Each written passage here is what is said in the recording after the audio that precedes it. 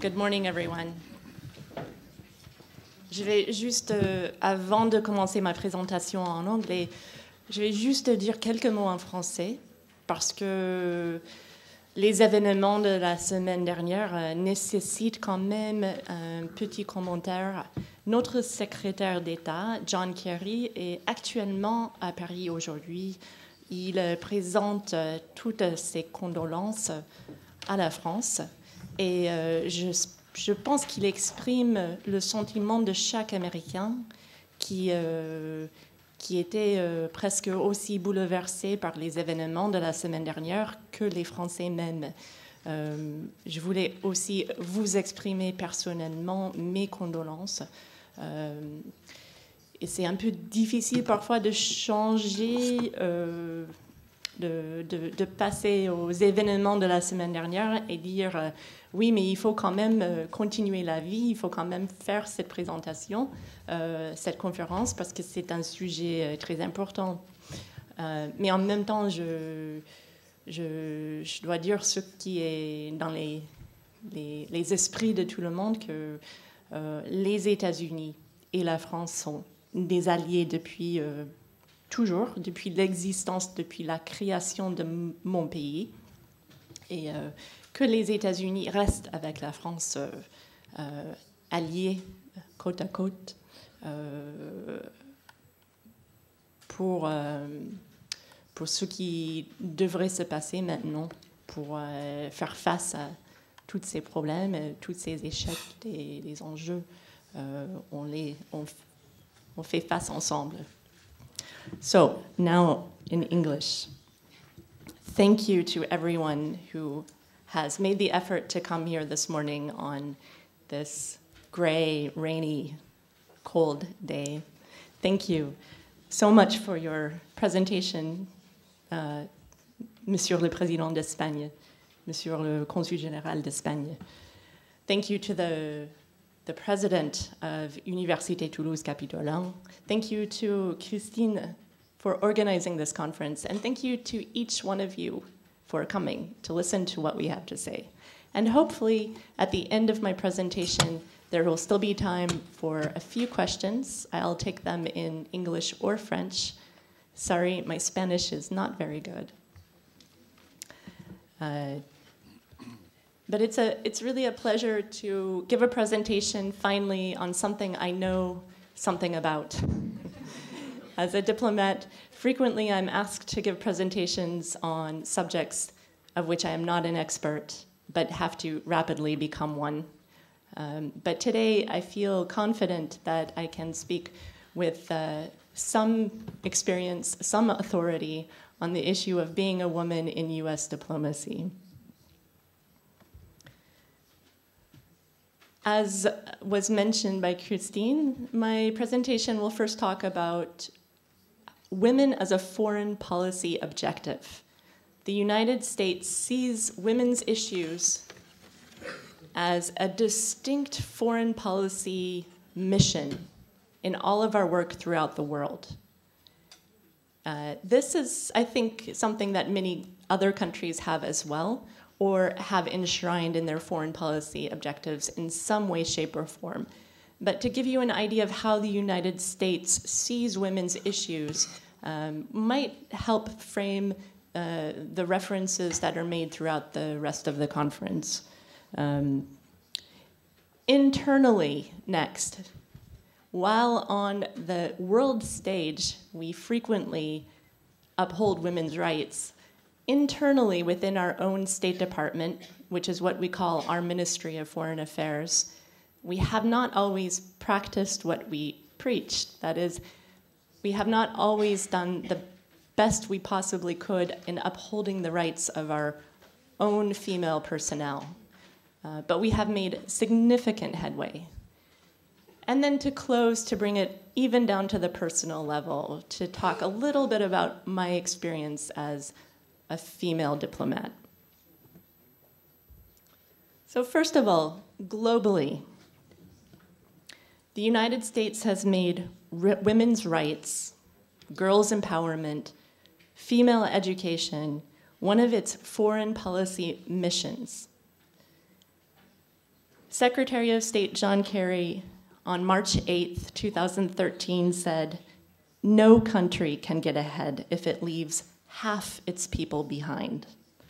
This is why the United States believes gender equality is critical to our shared goals of prosperity, stability, and peace, and why investing in women and girls worldwide is critical to advancing US foreign policy.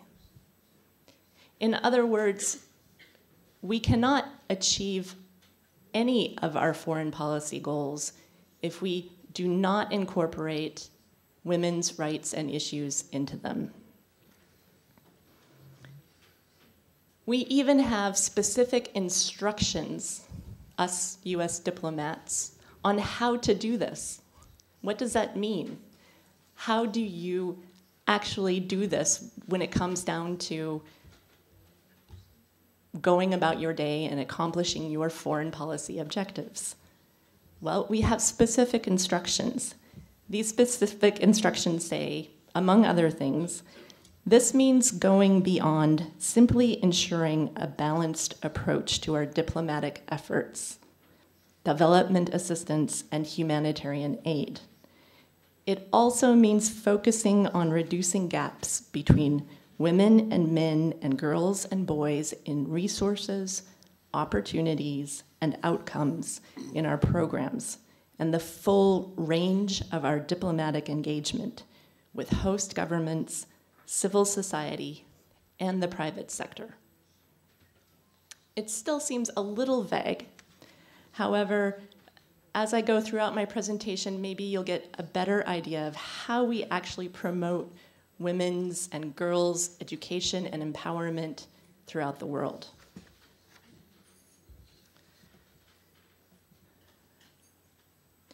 If you go to our public State Department website, www.state.gov, immediately on the homepage under Policy Issues, you will find women's issues as one of our top priorities. It looks like it's far down on the list, but that's only because women starts with the letter W and they're all listed alphabetically. An example of how we do this as diplomats. The United States led an effort last year to mainstream gender throughout the Organization for Economic Cooperation and Development. This is the OECD in English, and it's based in Paris. I wanted to pick an example from this country. This Paris-based organization held a high-level forum on women's leadership in public life in April 2014, about a year ago. The title of this forum was Fostering Diversity for Inclusive Growth, one of these kind of boring diplomatic titles. But the event launched an OECD report called Women, Government, and Policy Making in OECD countries. So OECD countries are countries like those in Europe, the United States, those of pretty far advanced economic development. The event explored concrete measures for closing gender gaps in public sector employment, strengthening women's voices, and increasing the inclusiveness of policymaking and program delivery. So a lot of the issues that are going to be discussed today were also discussed during this policy meeting last year. There were many concrete examples that came out, discussions of quotas, of family leave.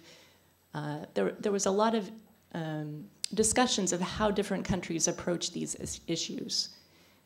This is a forum that is scheduled to take place every 2 years, and I imagine that the dialogue between OECD countries will continue to evolve, continue to nourish and foster information sharing as countries who all agree that empowering women, achieving gender parity, salary equality is desired, but how do we do it most effectively? Within the State Department, we have an Office of Global Women's Issues. So we have actually dedicated significant resources to this issue. There's an entire piece of real estate within the State Department dedicated with resources, with personnel, with their own ambassador at large, to undertake our foreign policy goals throughout the world. This office was created fairly recently, in 2009, by our former Secretary of State, Hillary Clinton. Before the creation of this office, there were two separate offices: the Office of the Senior Coordinator for International Women's Issues and the Office of the Senior Advisor to the Secretary for Women's Empowerment. So basically, two offices that did more or less the same things were consolidated into one office with more resources, more rank, more capabilities. This office is headed by an ambassador who reports directly to the Secretary of State. Melanie Verveer was our previous ambassador for women's issues. Our current ambassador was appointed in August 2013. Her name is Catherine Russell. So this office seeks to ensure that women's issues are fully integrated into the formulation and conduct of US foreign policy. This office works to promote stability, peace, and development by empowering women politically, socially, and economically around the world. We do this in partnership with other offices in the State Department, the White House, our United States Agency for International Development, and the Department of Defense. We work with the civil society, the private sector, and we've launched multiple and wide-ranging global initiatives to promote women's social and economic development, integrate women into peace and security building, and address and prevent gender-based violence, and basically to ensure women's full participation in civic and political life. Some of the things that this office does is each year award the Secretary's International Women of Courage Awards. This program also began in 2009. And I chose this photo because it clearly shows that it is considered a very high-level event. The Secretary herself, at the time was Secretary of State, is presenting these awards to women from around the world who have exhibited enormous courage, enormous efforts to promote women's issues. Some of the other programs that this office has is what's called a full participation fund. Now, this is something launched by our current Secretary of State, John Kerry. And this is a pool of money, basically, a pool of grant money for bureaus to apply for in order to support new or upgraded efforts to integrate the advancement of women and gender equality into their daily activities. So for example, an office in an embassy around the world could apply for money to hire another female employee, could use this money to fund an association outside in the community that promotes women's education or women's empowerment. There are many different ways that this fund can be used. Throughout the world, global programs and grants issued by this office total over $70 million, and we're in 85 countries. So you can see that we're serious when we talk about women's issues. We're serious about promoting and empowering women. We hold it as one of the critical means of achieving our foreign policy objectives throughout the world. But internally, as I said before, we have not always practiced what we've preached, and our advancements at getting to this stage, of which I am quite proud of my country for getting to, has been a fairly recent development and is still developing and has faced many challenges, most of which I think we have overcome. And I think that I feel safe in saying that although we still have issues and although we had fairly significant discrimination against women in the State Department, previously we have done a very good job in advancing. And I'm being pretty frank about this. Number one, because it's public information. Anyone who really wants to can read about it. And number two, because I think the best way to advance, to progress, is to take an honest, frank look at the problems that have occurred in the past and to address them face on. In fact, the US State Department may win the dubious honor of being one of my country's longest-standing patriarchal holdouts in terms of government agencies. This is a class of US diplomats from 1924. The expression used in our building is that historically, culturally, the State Department was male, pale, and Yale. We didn't discriminate against just women. We discriminated against pretty much everyone who did not fit into this male, pale, and Yale category. People who were of different colors, different backgrounds, not from the right social economic class, didn't attend the right schools. They probably had no chance of being offered employment within the State Department as a diplomat. Before 1972, only 7% of the US diplomatic corps, what we call the Foreign Service, only 7% were women. Even those 7% who were in the State Department faced significant hurdles in their careers.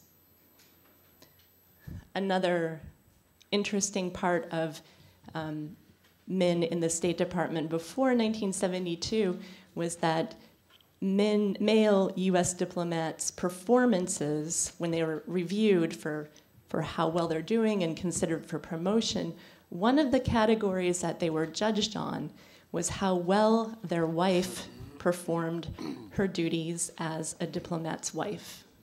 How well she gave dinner parties, how nicely she dressed and offered presents to people. Did she send thank you cards? This was actually part of a man's performance review up until 1972, so fairly recently. And before 1972, married women were not allowed to be diplomats.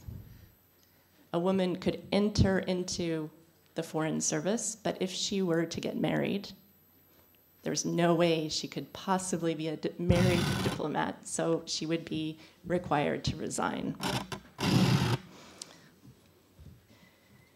This is the entering diplomatic class of 1957. So you can see there's been a slight improvement. 4 out of 32 officers are female. But then today's State Department looks quite different. This is from 2013. Lots of diversity. The total number of State Department employees, just to give you an idea, is over 71,000. Among those employees, what we would call diplomats, those of us who are accredited to represent the United States overseas, number only 8,150. We have 169 embassies around the world. That means, in effect, 169 people of those 8,000 get to be ambassadors. So as you can see, competition for promotion, competition for career advancement in my field is quite significant. But we're doing a much better job in terms of overall diversity. In 1985, for example, the United States Foreign Service was 80% male. And of that, 72.5% white male. If we jump ahead to the year 2005, about 10 years ago, the Foreign Service was 66% male, 54% white male. So that's a significant improvement. You know, it's not perfect, but it shows that change can happen. It is possible to advance. It is possible to close that gender gap, to close the diversity gap. So how did we do this? Within the State Department, within a bureaucratic organization, with an entrenched culture, and I would say an organization kind of clinging to culture and tradition, how did things change? Whoops. Okay. I want to get to this one. Okay. So the first thing I'd like to talk about is how did things change? First, there was a culture shift in the United States that happened in the 1960s. A lot of this happened around what we call the civil rights movement, the civil rights era. I think you'll hear a little bit more about this in maybe some of the other lectures. But in the 1960s in the United States, it was a significant period of cultural upheaval, as it was in France and in other places too, and specifically when it came to discrimination on race against African Americans. This led to something called the 1964 Civil Rights Act, which created the Equal Employment Opportunity Commission. The Equal Employment Opportunity Commission enforces the provisions of the Civil Rights Act. So number one, that's very significant. You can pass a law. Anyone can pass a law, but can the law be enforced? Right. So within the law, within the Civil Rights Act itself, was enshrined a commission to enforce the law. The Civil Rights Act in the United States is frequently associated with the civil rights movement against discrimination towards racial minorities, but it's important to note that it outlaws discrimination on the basis of any category, on the basis of race, color, religion, sex, or national origin, and added to those have been discrimination against people based on handicap, on sexual orientation. So in effect, this act outlawed discrimination and created a commission to address discrimination when it occurred. The interesting thing about the Civil Rights Act is that those policymakers, those US senators and US congressmen who were against the Civil Rights Act, because originally it was simply meant to just address racial discrimination, added women's rights, added sex or gender discrimination to the bill in hopes that this would make the bill fail. Because their reasoning, which was flawed, was that maybe some people really wanted to get rid of racial discrimination, but if faced with also getting rid of sexual discrimination, they wouldn't vote in favor of the bill. But it failed, it backfired, it passed. But because there was sort of this tacit understanding that the bill was really meant to address racial discrimination, the cases brought to the EEO Commission on other categories were a little bit slower, I would say, to appear.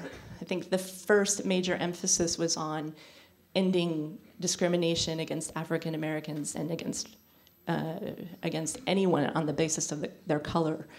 But they came because people realized later, especially women, that suddenly if discrimination was occurring against them, then they had a law to back them up. Within the State Department, this happened in the 1970s with a woman named Allison Palmer, who's still alive. She worked for the State Department from 1955 to 1960, first as a clerk, but became a US diplomat in 1960. In 1965, 2 US ambassadors refused her appointment to their country because she was a woman. She finally was able to get a job in Ethiopia as a social assistant to the US ambassador's wife. She filed a personal grievance alleging sex discrimination, and she won. She pursued the matter. She sought back pay, back promotion, and she was awarded these. She later filed a class action suit in 1975 that was finally ruled on in 1989, alleging wide-scale discrimination against women in the State Department in hiring, promotions, and career opportunities. The ruling produced widespread, far-reaching results. Entry into the US Foreign Service is done by exam. What Allison Palmer said was even at the exam level, the questions were rigged, so to speak, to make it easier for men to pass the exam than women. Questions on who won the latest football game, for example. But her rationale was, this is not information that you need in order to do your job well as a diplomat. And her logic won. The court case ruled that, yes, indeed, the exam discriminated against women. And as a result, the State Department was required to go back through all of its results and retroactively hire women who had taken the exam in the early 1990s and had not passed, and they were required to offer those women jobs. So starting in the early 1990s, a lot of women entered into the State Department, and a review panel was established to review the questions on the exam and make sure that they didn't just discriminate against women, but didn't discriminate against any of the EEO categories. The review panels were created to stop discrimination before it occurs. So this strategy assumes that discrimination is going to happen. And it assumes that a review panel with the power to change an exam question can stop at least some discrimination before it occurs. And these review panels are everywhere in the State Department, not just for the exam, but for performance reviews, for assignments abroad. There are review panels to go over every decision to make sure that discrimination isn't occurring and that some sort of gender parity, of all sorts of EEO category parity is achieved. For example, within the State Department, it is now no longer acceptable to use any sort of language that refers to a person's race, color, religion, sex, national origin, handicap, age, or sexual orientation. You cannot refer to anyone's marital status or plans. You cannot make any reference to a person's personality or physical appearance, or any behavior that does not have a direct relation to their job description. So for example, in a performance review, saying something as fairly innocuous as, Miss Z's cheery personality is an asset to the office is not permitted. Would you ever say this about a man?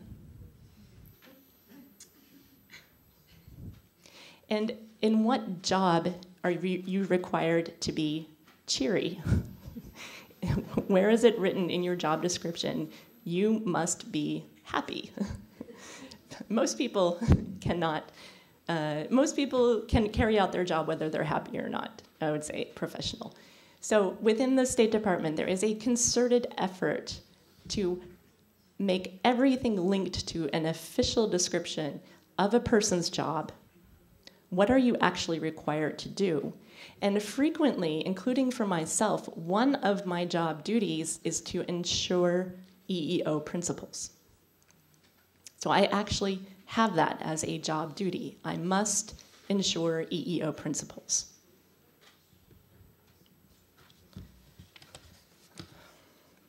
All right. So now I'm getting to how the State Department does this. Do we establish quotas? No, we don't. We keep statistics. And we think that by keeping statistics, by simply showing to the world and to ourselves what reality is, that will change behavior. And I think it works. It's kind of how Americans do things. If any of you have traveled to the United States recently, you've noticed this sort of new fad, this new trend where all these restaurants will put the number of calories and fat and salt that you're eating when you order something, and it really makes you think twice, right? Because the restaurants don't say you can't order this, or if you're ordering this very fattening sandwich, you must also order something healthy to balance it out. No, it simply says this is how many calories are in this hamburger, and it's your choice if you're going to eat it or not. So when it comes to EEO principles, it's the same thing. If we simply publish how many women, how many African Americans, how many, all the EEO categories that we have, and we look at the numbers and we're faced with reality, we believe this will motivate us to do better. And I think it's working. It's a little difficult to sift through all the numbers, but I put this here to show you that, number one, we don't hide anything. Number two, we keep very, very accurate statistics on all of these things. And number three, it's not that bad. Okay, it could be better. If you look at the bottom, the smallest box, you'll see that 70% of our executive level officers in the State Department are male. That's a large percentage. But keep in mind, it takes between 20 and 25 years to get to this executive level. So these are people who started in the State Department in the 1980s and 90s before the Allison Palmer case. In the other categories, these are how the State Department divides its sectors. We're doing, we could be doing better, but we're doing okay. We break things down infinitesimally to each level to see how we're doing. And I just picked the gender category one because we have these statistics for all the EEO categories. In some ranks we're doing better than others, but in general, when I look at these numbers, I see that women, at least now in the State Department, have about as good a chance of being promoted as a man. So now I get to the fun part, where I get to talk about myself. I picked this picture. I love this picture because it shows what a diplomat does. We represent our country at our national celebrations. So this is the official US 4th of July event last July when I was 8 months pregnant. So it's very clear that being a woman diplomat sometimes brings interesting experiences with it that men do not get to share. But it is possible to be a female diplomat. You can be a woman and represent your country. Being a woman means you might be pregnant when you do it, and it's okay. So are women effective diplomats? I think this picture tells it all. Wendy Sherman is the US State Department Undersecretary for Political Affairs and our lead negotiator on Iran's nuclear program. So probably the most sensitive issue in foreign policy, and we have a woman representing us. So I think the answer is certainly yes. From my experience, female diplomats have certain advantages. In certain cultures, for example, around the world, it's not appropriate for men to engage with female or women's organizations. Men only have access to other men, while women have access to everyone. I can speak to women's organizations in Iraq, for example, when I was posted to Iraq, where my male colleagues were not welcome. I have been able to talk to female victims of sexual trafficking, where a male colleague might not have had the same sort of impact or gained the same level of trust. I can work with pretty much anyone. I see women as having a certain advantage when it comes to negotiations, especially as a US diplomat. Men can sometimes be seen as more threatening. That's a stereotype also that needs to be addressed, but the reality is that women are sometimes seen as less threatening and better at avoiding hostile interaction. And so when it comes to negotiations, women sometimes have an advantage. Personally, I've observed this. I wouldn't say it's true of all men, certainly, that's a stereotype. But I was able to observe this in several countries where I've been posted, where I've come in and watched two men of more or less equal rank trying to engage with each other, and the issue that needs to be addressed is never addressed, and there's simply kind of a hostile interaction and a kind of butting of heads, whereas women tend to just come in and get the job done.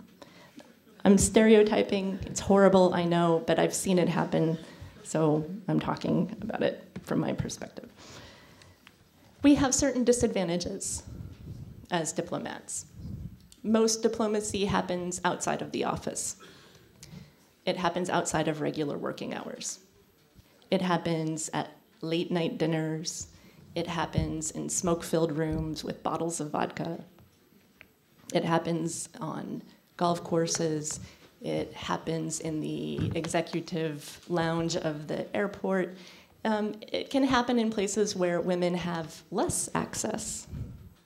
And this at times makes it difficult to get the job done, because at the end of the day, that's what we're all responsible for, is getting the job done.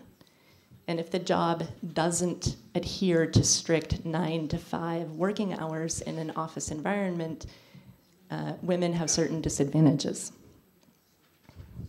Women still tend to get funneled into categories of services that I would say are not career enhancing, what I call parties and babies. So when assigned extra work, extra opportunities, your manager will say, I have this great opportunity, and turn to the man and say, I need you to organize a Secretary of State's visit. And turn to the female and say, I need you to organize a party. Who is going to get promoted, right? But the idea that a man could organize a party while a woman organizes a Secretary of State's visit is still sometimes difficult for managers to accept. But I think that's going to change. So it's still an issue. I don't know if you can actually read this. It's a letter to the editor that I wrote. It was published 2 months ago in our Foreign Service Journal, which is the journal for diplomats. It's the thing that we all read, and it has the latest news about different assignments and posts and internal information. But the point that I'm bringing up here is that career advancement is not just an issue of parity in numbers, right? We have extensive levels of review. We have extensive means of addressing discrimination in the State Department. But some forms of discrimination are what, as an economist, I would call non-tariff barriers to promotion. So promotions and career advancements are based on things like awards, opportunities, specific challenges that are more subjective. So for example, somebody given the opportunity to organize an important visit will then stand a better chance of getting promoted.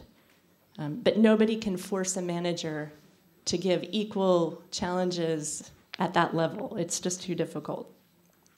And these are things that I have experienced myself recently. I had just recently a supervisor of a fairly high level try to put in my performance review, Rachel has a warm, engaging style. You know, it's almost identical to that stereotypical language that we saw earlier in my presentation. And that puts me in the difficult position of having to convince a fairly high-level diplomat to change what he's written about me. But I succeeded. Because nobody gets promoted because they're warm and engaging. People are promoted if they get the job done, if they're fulfilling their duties, if they're advancing the US mission in their country. And nobody's job description says, be nice. Upon my arrival in Toulouse, I can't tell you how many people took a look at me and took a step back.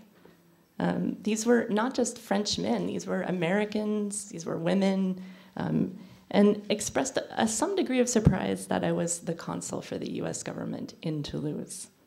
I frequently hear, but you're so young to be a consul, which for me is code is, you're a woman and they let you be consul? Many of the circles I find myself in here, the rest of the consular and diplomatic corps, local and regional government, and the aeronautics sector are still quite heavily male-dominated. Having a woman, young or otherwise, thrown into the midst of these circles causes a stir and some discomfort. But I like the term that physical therapists use, therapeutic irritation. Do you know this term? So if you do a lot of exercise, the next day your muscles hurt. But it's a good feeling, right? Because you're not injured, it's therapeutic irritation. It means you're getting stronger, you're getting better. And I think that this discomfort that is felt means that important changes are coming. It means that important changes are coming for the better. Thank you.